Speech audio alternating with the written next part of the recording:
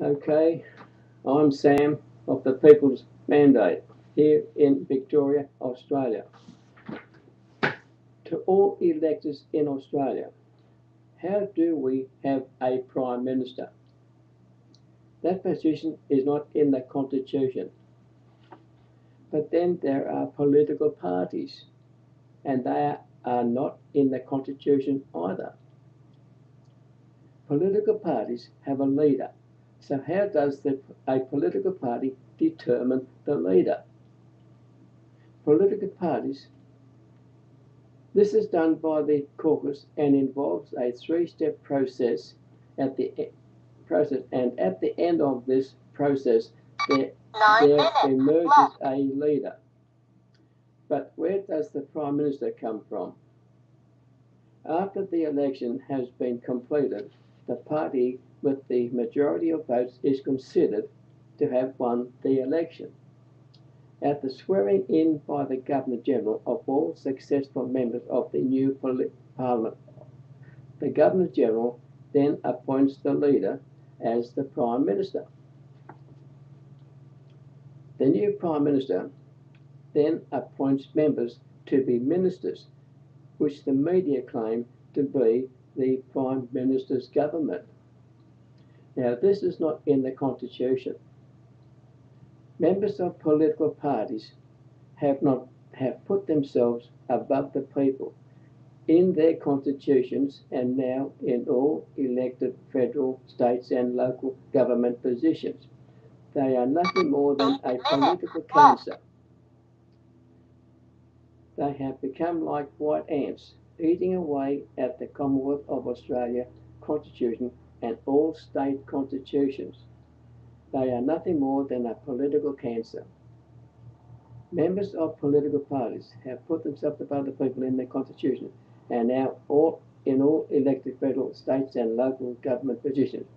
They are nothing more than a political cancer. They have become like white ants, eating away at the Commonwealth of Australia Constitution and all state constitutions to make themselves leaders of the Commonwealth and every state government, and by the removal of the Governor-General and all state governors. Now, to go along with that, this is the organisation chart for the state of Victoria. 7 minutes. Down here, they have put the governor here in what they call the portfolio agencies. Whilst up here, the Premier is the leader of the government.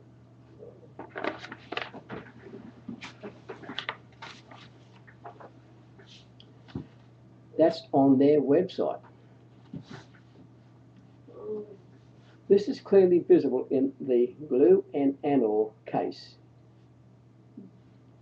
Glue and Anor versus Shire of Greenough, Greenouugh,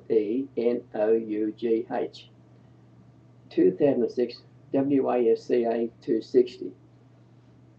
Note, this is from the judgment. The Act referred to changes the terminology in a large number of statutes of Western Australia. In broad terms, references to the Crown or to Her Majesty are changed to references to the Governor of the state. The first observation to be made about the Act is that it purports to change terminology only, not constitutional reality. That is, it does not attempt to alter the relationship between the Crown and the various bodies contained within the Act's amendment. There is no constitutional prohibition upon the alteration of the terminology which refers to the Crown or to Her Majesty.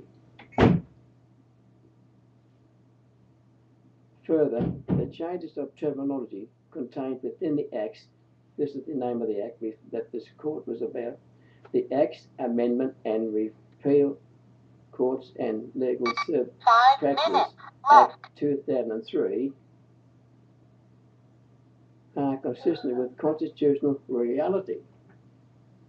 The governor is for constitutional purposes, effectively the Queen's representative in Western Australia, subject to Section 50 of the State Constitution of Western Australia, and so is, for practical purposes, Her Majesty within Western Australia. The state is simply another way of referring to the executive power of the Crown in right of the state of Western Australia. As is explained in a textbook popular in constitutional law courses. Now, this is the rubbish that they learn with these so-called textbooks in constitutional law. 4 minutes In left. my opinion, they might as well put them in the paper recycling bin. That is, throw them away. They are not based on the Constitution. It's all political talk and judicial talk, legal talk, in their terms, not constitutional terms. When we talk of the Crown in the context of Australian government in the late 20th century, we refer to a complex system of which the formal head is the monarch, that is the king or queen. We do not refer to a replica of 16th century English government, where real power was vested, that is the authority, in and exercised by the monarch personally. Rather, we mean that collection of individuals and institutions, being 3 ministers, minutes public left. servants, a cabinet, the executive council, a governor or governor general, and statutory agencies which exercise the executive functions of government. So in my note here, I've said all judges and magistrates should make all judgments as based on the Constitution only, not rely on other court judgments or any textbook on constitutional law. There is also the Council of Australian Governments. The acronym for that is COAG.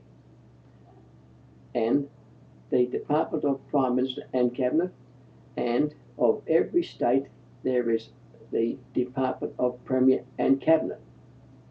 The Department of Premier and Cabinet of Victoria is further proof of what the members of the political parties are doing here in Victoria.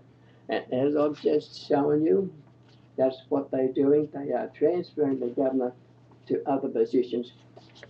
By doing that, they have committed an act of treason or treachery that is subject to Section 24AA of the Crimes Act 1914.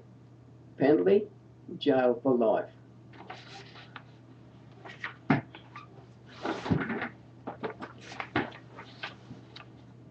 It is time that the people have a say, and I'm asking for the support of the people.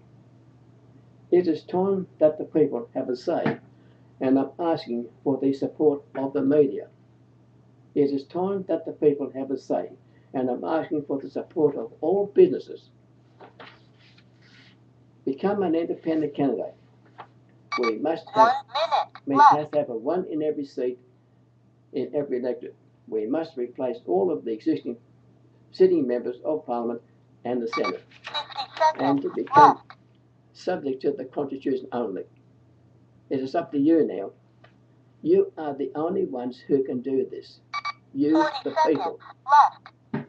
So get onto my website and email my http:// 30 seconds left. my email is 1832sfb@iinet.net.au.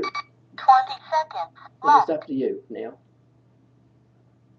Thank you.